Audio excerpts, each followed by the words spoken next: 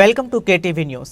Polavaram project నిర్మాణ ప్రాంతాన్ని శనివారం కేంద్ర జలసంఘం బృందం సందర్శించింది.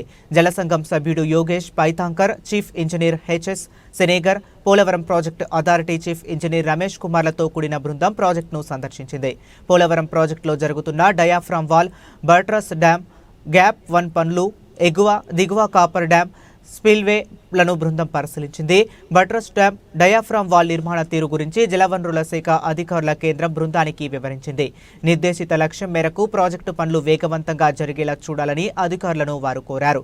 కేంద్ర, రాష్ట్ర ప్రభుత్వాలు సమన్వయంతో పనులు చేస్తున్నాయని జలవనరుల శాఖ అధికారులు వివరించారు.